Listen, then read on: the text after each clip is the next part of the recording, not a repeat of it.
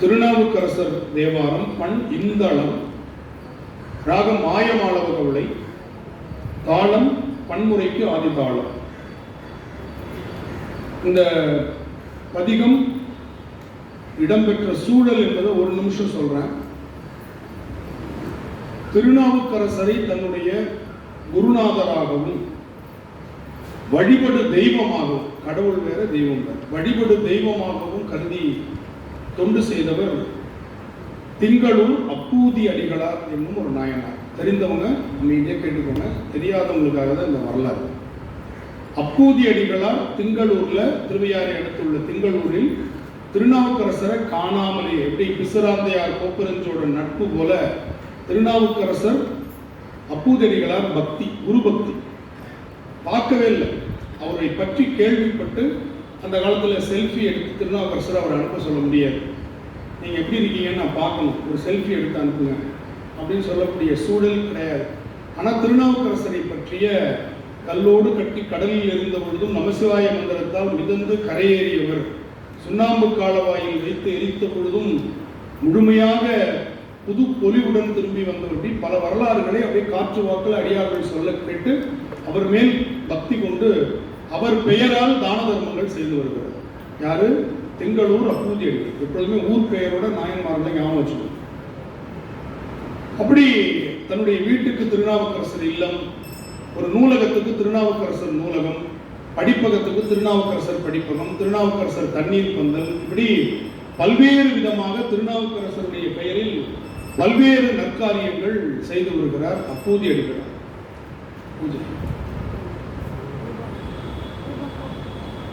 அப்படி செய்து வரும் பொழுது ஒரு நாள் அந்த ஊருக்கு அப்பூதி அடிகளாருடைய திங்களூருக்கு நாவுக்கரசர் வருகிறார். வழியெங்கும் திருநாவுக்கரசர் பெயரால தான தர்மங்கள் நடைபெற்றுக் கொண்டிருப்பதை பார்த்த உடனே யாரும் நம்ம பேர்ல இருந்தெல்லாம் பண்றாங்க அப்படின்னு ஒரு ஆச்சரியம். சரி, இந்த ஊர்ல யாரும் வேற நம்ம பேர்ல இன்னொருத்தர் இருக்கலாம், திருநாவுக்கரசர் அவர் பேர்ல இருக்கும்போது ஒருத்தர் இடத்துல போய் கேட்கிறார் நாவுக்கரசர். அப்ப இவருடைய வரலாற்றை அவர் சொல்லி இதை கேள்விப்பட்டதுல இருந்து பண்றாருன்னே, ஆகா இது நாம தான் அப்படின்றதையும் ஊர்ஜிதப்படுத்திக் கொள்கிறார். யாரு? திருநாவுக்கரசர். அப்ப நேரா அப்பூதி அடிகளாரை சந்தித்து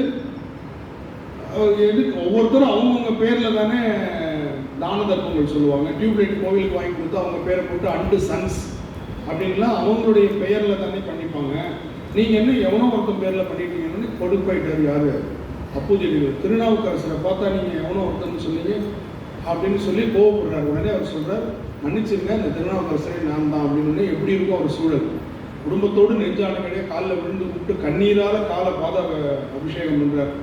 எங்களை மன்னிச்சிடணும், நீங்க எங்களுக்கு தெரியாம பண்ணிட்டோம் அப்படின்னு சொல்லி கேட்கிறாரு.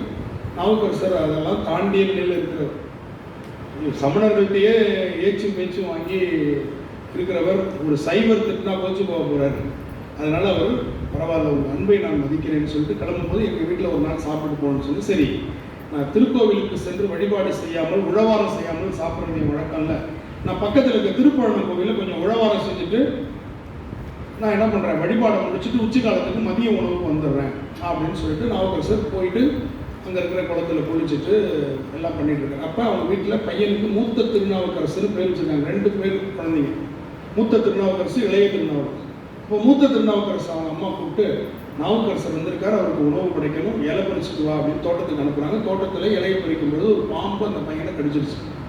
நாமெல்லாம் பாம்பு கடிச்சிட்டா இலையை கீழே போட்டுட்டு கத்துன்னு கத்தி ஊரை கூட்டிருக்கோம். அந்த பையன் சத்தம் போடாமல் வந்து அம்மாட்ட கொடுத்த கடமையை முடிச்சுட்டாமா, இலையை பறிச்சுட்டு வந்து வச்சுக்கோங்கன்னு சொல்லி பாம்பு கடிச்சிட்டு சொல்லி செத்து போயிட்டான் விழுந்து. நினைச்சு பாருங்க, திருநாவுக்கரசர் குருநாதர் வீட்டுக்கு வந்திருக்கும் பொழுது இப்படி நடக்குது. நாமளா இருந்தால் வந்திருக்கான் பாரு ஒருத்தன், இவன் வந்த நேரம் காலடி வச்ச நேரம் எப்படி ஆயிடுச்சு பாருன்னு நம்ம எப்படி நெகட்டிவாக சிந்திப்போம். அந்த வீட்டில் எப்படி அதனால தான் அவரும் நாயன்மாரில் இருக்கார். அந்த வீட்டில் சொன்னாங்க, வராத வந்திருக்கார், நடந்து போச்சு, இதை நம்ம இனிமேல் என்ன பண்ண முடியாது, ரீப்ளேஸ் பண்ண முடியாது. பையனுக்கு ஒரு ரூமில் போர்வை ஊற்றி வச்சு வாயில் சுற்றி வச்சுட்டாங்க. அந்த கதவை தாப்ப போட்டு திருநாவுக்கரசருக்கு அமுது படைச்சிட்டு அவரை வழி அனுப்பிட்டு நம்ம அதுக்கப்புறம் ஊருக்கு சொல்லிக்கலாம். ஒரு தாய் தகப்பன் விருந்தினரை எப்படி உபசரிக்கிறது புரியுதா? அதித்தி தேவோ பவ வேதம் சொல்லுது. மாத்ரு தேவோ பவ அப்படின்னா தாயை கடவுளாக மதி. பித்ரு தேவோ பவ தந்தையை கடவுளாக. குருதேவோ பவ, குருநாதர கடவுளாமது. அதில் சொல்லியிருக்கான் இதுக்கு நிகரா. அதித்தின்னா விருந்தினர், அதித்தி தேவோ பவன்னு சொல்லியிருக்கான். இப்ப விருந்தினரும் நாவுக்கரசர், குருநாதரும் நாவுக்கரசர் தான் அவங்க. சரி, எல்லாம் எடுத்து வச்சுட்டு இந்த அம்மா திருப்பி குளிச்சுட்டு பாருங்க, வீட்டில் வச்சுக்கிட்டு திருப்பி குளிச்சு திருப்பி சமைச்சு ரெடி பண்ணி வச்சுட்டாங்க. திருநாவுக்கரசர் வர ஞானிகளுக்கு ஒரு சின்ன நூலிழை வேறுபாடு தான் கண்டுபிடிச்சிருவாங்க. வந்தபோது இந்த மகிழ்ச்சி உங்களுக்கு இல்லையே அப்படின்ட்டு வந்த உடனே நாவுக்கரசர் ஞானி இல்லையா, பெரிய ஞானி, அவங்க ஆடி போயிட்டாங்க. என்ன நடந்ததுன்னு 5 எழுத்து மேல ஆணையா சொல்லணும்ட்டார். அவருக்கு ஏதோ நடந்திருக்குன்னு தெரியுது, 5 எழுத்து மேல ஆணையா சொல்லணும்னு சொன்னோன்னு இவங்க சொல்ல முடியல, எல்லாத்தையும் கடன்னு சொல்லிட்டாங்க. நான் தீங்கி போயிட்டார் திருநாவுக்கரசர். உடனே இறந்த பிள்ளைய வீட்டில் வச்சுக்கிட்டு ஒரு குருநாதரை நீங்கள் பண்ணுறீங்களேன்னு அவர் என்ன பண்ணார், அந்த பிள்ளையை கொண்டு வந்து திருப்பரங்குன்ற கோவில் வாசலில் கடத்தி இந்த பதிகத்தை பாடினார். அதில் லாம் லாம் லாம் என்று கருட பீஜம் வைத்து பாடுகிறார். ஒவ்வொரு தெய்வத்திற்கும் ஒரு பீஜ மந்திரம் உண்டு, பீஜாட்சரம்னு சொல்லுவாங்க. சென்னையில் கம்முன்னு இருந்தான்னு, அது கம்முங்கிறது சாதாரண அர்த்தம் இல்லை, அது ஒரு கணபதி பீஜம். கம்முன்னு காரியம் நடக்கும் அப்படின்னா கணபதியை நினைத்திரு காரியம் நடக்கும் என்பது அதனுடைய பொருள். அது தெரியாம சென்னையில் பேசிட்டு இருப்பான். ஓம் கம் கணபதின்னு சொல்லுவாங்க. கணபதி பீஜம் கம், லம், லாம், ஓம், இப்படி எல்லாம் நிறைய பீஜ மந்திரங்கள் இருக்கு. ஒவ்வொன்றுத்துக்கும் ஒரு பீஜ மந்திரம் உண்டு. அதில் கணபதி பீஜம் கம், கருட பீஜம் எது லாம். அதனால லாம் லாம் லாம் லாம் லாம்னு வச்சு அந்த கருட பீஜத்தை வைத்து பாடினோடனே பெருமானுடைய 5 எழுத்து மந்திரமாக இருக்கக்கூடிய ஐந்தலை அறவும் அவருடைய ஐவிரல் 5 எழுத்துன்னு சொல்லுவார். பாம்பும் பெருமானுடைய விரலும் 5 எழுத்து ஒண்ணுங்குவார்.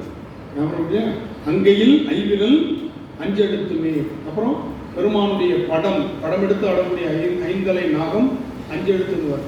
இவர் 5 எழுத்து நெஞ்செழுத்து சொன்னதுனால பெருமான் தன்னுடைய 5 தலை நாகத்தை அனுப்பி அந்த விஷத்தை போக்கி அருள்கிறான். மூத்த திருநாவுக்கரசர் எழுகிறார். எழுந்த உடனே அவங்க வீட்டில் விருந்து, அவங்களுக்கு மட்டும் இல்லை, திருநாவுக்கரசரோட சேர்த்து ஊரே சாப்பிட்டுச்சு விருந்து. சாப்பிட்ட உடனே திருநாவுக்கரசர் நான் போயிட்டு வரேன் அப்படின்னு. இது எதற்காக அப்படின்னா, ஒரு வீட்டுக்கு நாம் போயிட்டு போகும்போது ஏதோ ஒரு அசம்பாவியம் அந்த வீட்டுக்குள்ளே கீழே விழுந்து சராச்சிக்குது அப்படின்னா எவ்வளோ கஷ்டம் இருக்கும் நமக்கு. நம்ம அந்த வீட்டுக்கு முதல்ல போயிருக்கும்போது எப்பேற்பட்ட கஷ்டத்தை தாங்கியிருக்காரு பாருங்க திருநாவுக்கரசர். ஏன்னா இவர் தான் திருநாவுக்கரசரான சந்தேகம் வந்துடக்கூடாது ஊருக்கும் அப்புஜடிகளுக்கும். இவர்தானா? திருநாவுக்கரசருக்கு தெரியும் இந்த வரலாறு தன்னுடைய வரலாறு, அதனால தன்னை இவர்கள் வைத்திருக்கிறாங்க அவருக்கு தெரியும். ஆனா இவர் தான் திருநாவுக்கரசர் யாருமே சொல்லல. ஞானசம்பந்தர் கூட வந்தா கூட இவர் தான் திருநாவுக்கரசர் அப்பர்னு நான் கூப்பிடுறேன்னு சொல்லலாம். ஞானசம்பந்தர் ஒரு படை பரிவாரங்களோட போவார், அப்பர் பெருமான் தனியாகவே போனவர். அதனால இவர் தான் திருநாவுக்கரசர்னு யாரும் சொல்றதுக்கு இல்லை அன்னைக்கு. புரியுதா? அப்ப சுவாமி நிரூபிக்கிறான். எப்படி நிரூபிக்கிறான் பாருங்க. எப்பேற்பட்ட ஒரு விஷயத்தை அவங்களுக்கு ஏற்படுத்தி அதை திருநாவுக்கரசர் போக்கி அருளி அதை அப்படி நிரூபித்து அந்த பிள்ளையை மீட்டுக் கொடுக்கிறார். அப்ப திருநாவுக்கரசர் பாடிய திருப்பதி என்ன இருக்கு. அதனால இது விடம் தீர்த்த திருப்பதி. இது விடம் தீர்த்த திருப்பதி, அருமையான பதிகம். இந்தளம் என்பதற்கு நஞ்சை முறிக்கக்கூடிய ஆற்றல் உண்டு அப்படின்னு சொல்றாங்க. இட்ஸ் கண்ட்ரோல் டாக்ஸின்னு எழுதியிருக்காங்க. டாக்ஸின்னு சொன்னால் நச்சு பொருள் நம்ம ரத்தத்தில் கலந்துக்கிட்டே வரும். நம்ம சாப்பிட்ற சாப்பாட்டில், குடிக்கிற தண்ணியில், நுகர்ற காற்றில் இருக்கக்கூடிய விஷம் நம்ம உடம்புல கலந்து ரத்தத்தில் போய் தேங்கிக்கிட்டே இருக்கும். சில பேருக்கு ரத்தம் பார்த்தீங்கன்னா அப்படியே கருஞ்சிவப்பாக இருக்கும், மெரூன் கலரில் வரும். ரத்தம் சிவப்பாக தான் இருக்குமே தவிர மெரூன் கலரில் இருக்குன்னா ரத்தத்தில் டாக்ஸின் லெவல் அதிகமாக இருக்குன்னு அர்த்தம். நிஜமா அவ்வளோ அந்த ரத்தத்தில் டாக்ஸின் அப்படி இருந்துச்சுன்னா அந்த ரத்தத்தில் மிக எளிமையாக தொற்று நோய்கள் ஏற்படுறதுக்கு வாய்ப்பு இருக்கு. ரத்தம் எந்த அளவுக்கு லிக்விடா இருக்கோ அந்த அளவுக்கு உனக்கு புத்துணர்ச்சியும் எதிர்ப்பு சக்தியும் அதிகமாக இருக்கும், இம்யூனிட்டி பவர் அதிகமாக இருக்கும். ரத்தம் அடர்த்தி ஆக ஆக ஆக அதனுடைய ஓட்டம் குறையும். இப்போ தண்ணியை ஊற்றுறோம், குடுக்குன்னு ஓடுது, தேனை ஊற்று மெதுவாக வழி. ஏன்? இதனுடைய அடர்த்தி அதிகம், தண்ணியுடைய அடர்த்தி குறைவு, அவ்வளவுதான். அப்ப தேன் மாதிரி ரத்தம் திக்கா இருக்குதுன்னா என்ன ஆகும்? ரத்த ஓட்டம் மெதுவாக நடக்கும். அப்போ அந்த பம்பிங் குறைஞ்சி போகும். பம்பிங் குறைஞ்சதுன்னா செல்களுக்கு போகக்கூடிய ரத்தம் இருக்கு பார்த்தீங்களா, அதெல்லாம் மெதுவாக போகும். அப்போ நம்ம சோர்வடைஞ்சிடும். இதுதான் சயின்ஸ், மருத்துவ அறிவியல். அப்போ ரத்தத்தை நாம் எப்பொழுதும் எப்படி வச்சுக்கணும்? நல்ல நீர்மமாக வச்சுக்கணும். அதற்கு என்ன அப்படின்னா உடல் உழைப்பு அவசியம். ஒன்று, ஜங்க் ஃபுட்டு சாப்பிட்றத குறைச்சிக்கணும். இதெல்லாம் நம்ம சில விஷயங்களை நம்ம கடைபிடிக்கணும். கொழுப்பு அதிகமாக இருக்கக்கூடிய உணவு, பக்கெட்டுகளில் பேக்கெட்டில் அடைச்ச உணவுகளை சாப்பிட்றத குறைச்சிக்கணும். பக்கெட்டில் நம்ம ரெஸ்ட் ரூமுக்கு தண்ணி எடுத்துகிட்டு போகலாம். பக்கெட் பிரியாணின்னு சாப்பிடலாமா? பக்கெட் பிரியாணினாவே அது அங்கே போக வேண்டிய விஷயம். பக்கெட் பிரியாணின்னு போகலாம். அவன் என்ன செய்யணும்? 11 மணி 12 மணிக்கு நைட்டு பிரியாணி வியாபாரம் கொடிகட்டி பறக்குது. பக்கெட்டு ஒரு வீட்டுக்கு போனால் அந்த வீட்டில் தயிர் பக்கெட்டில் விழுந்தாங்க. ஏன்னா தயிரே அப்படி தான் வருது. அது இந்த டிஸ்டம்பர் அடிக்கிற பக்கெட் மாதிரி இருக்குது. இப்போ நம்ம ஊர்லலாம் டிஸ்டம்பர் அடிக்கிற வாலி நல்லா திக்காக இருக்கணும். அதை எதுக்கு போடுவோம்? குளிக்கிறதுக்கும் பாத்ரூமுக்கும் போடுவோம், டாய்லெட்டுக்கும் தான் போடுவோம். அந்த வாலியில் தயிர் வருது. அதையும் வெக்கம் இல்லாமல் சாப்பிட்டு வரோம். அந்த காலத்தில் அழகாக இருக்குன்னு ஒரு எவர்சிலர் வாலி, அதுக்கு ஒரு எவர்சிலர் கரண்டி, அழகாக அதை போட்டுட்டு வரோம். பக்கெட்டில் வச்சு அதை வந்து ஒரு பிளாஸ்டிக் கரண்டியில் வச்சு போட்டுட்டு வரோம். என்ன பண்ணுறது? நம்ம எப்படி நம்ம மாறிக்கொண்டோம்? இதுதான் சரி. அதனால் நச்சு நிற்கின்ற உண்மையான பாட்டு. ஒன்று கொலாம் அவர் சிந்தை உயர்வரை, ஒன்று கொலாம் அவர் மதி சூடுவர், ஒன்று கொலாமிடு வெண்தலை கையது, ஒன்று கொலாம் அவர் ஊர்வது தானே. தக்கிட்ட தக்கிட்ட தக்கிட்ட தக்கிட்ட தக்கிட்ட தக்கிட்ட தக்கிட்ட தக்கிட்ட தக்கிட்ட நடைதான் இது. இந்த பண் 2 வரி கீழே 2 வரி மேலே. சின்ன பாட்டு இல்லையா? அதனால இப்போ நான் 2 வரி பாடணும், கேட்டுட்டு நீங்க பாடலாமா? நான் நிமிந்து பாருங்க. ஒன்று கொலாம் அவர் சிந்தை உயர்வரை, ஒன்று கொலாம் உயரும் மதி சூடுவர்,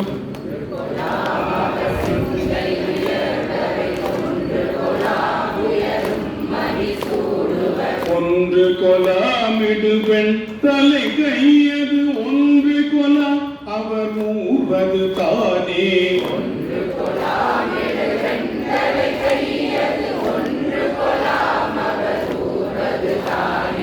இரண்டு கொலாம் இமையோர் தொழு பாதம், இரண்டு கொலாம் இலங்கும் குழை பெண்ணான்,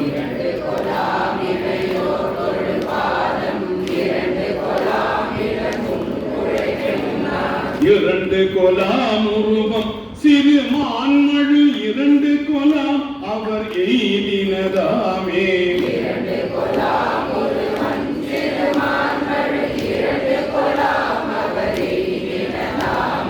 மூன்று கொலாம் அவர் கண்ணுதலாவன, மூன்று கொலாம் அவர் சூலத்தின் மொய்யிலை,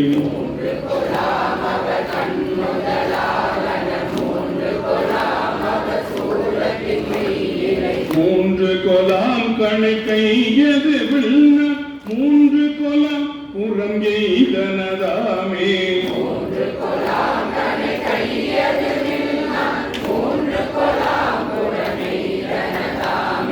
நாலு கொலாம் அவர் தம்முகமாவன, நாலு கொலாம் சனனம் முதல் தோற்றமும்,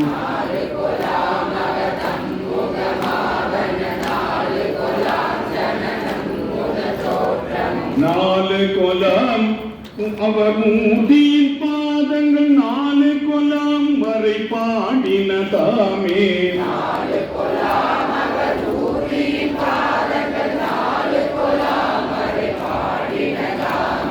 அஞ்சு கொலாம் அவர் ஆடரவில் படம், அஞ்சு கொலாம் அவர்கள் புலனாவன,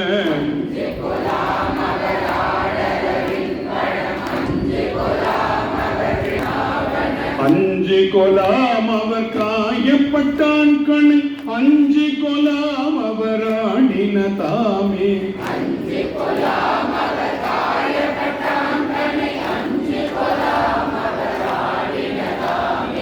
ஆறு கொலாம் அவர் அங்கம் படைத்தன, ஆறு கொலாம் அவர் தம் மகனார் முகம்,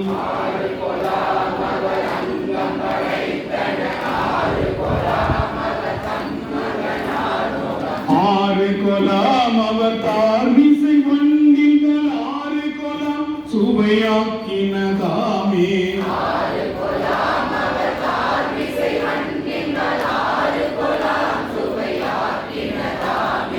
ஏழு கொலாம் அவர் மூழி படை தன்னை ஏழு கொலாம் அவர் கண்ட இருங்கடல்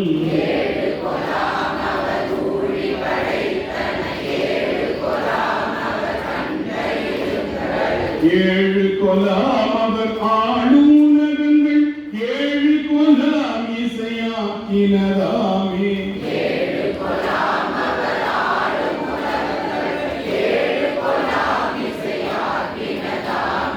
எட்டு கொலாம் அவர் ஈரில் பெரும் குணம் எட்டு கொலாம் துங்கின மலர்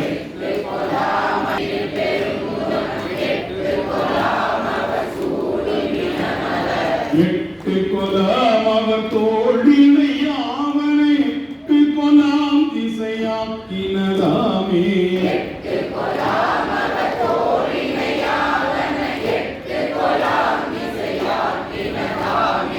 ஒன்பது போலவர் வாசல் வகுத்தன ஒன்பது போலவர் மார்பினில் நூலிழை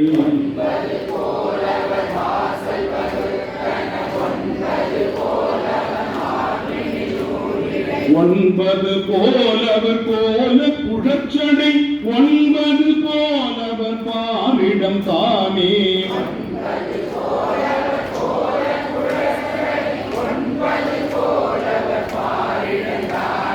பத்து கொலாம் அவர் பாம்பின் கண் பாம்பின் பல் பத்து கொலாம் எயிரும் எரிந்து கன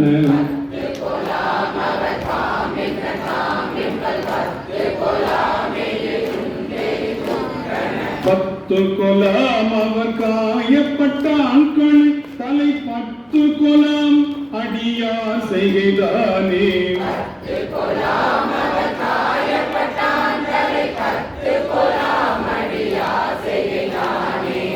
புரியுதா? இதுல வந்து இந்த ஒன்பது போலவர் மார்பினில் புது புக்கில் சரியா இருக்கும், பழைய புக்கில் மார்பனில் இருக்கும். பழைய புக்கு வச்சிருக்கிறவங்க மார்பினில் இருந்துக்குவாங்க. அதே மாதிரி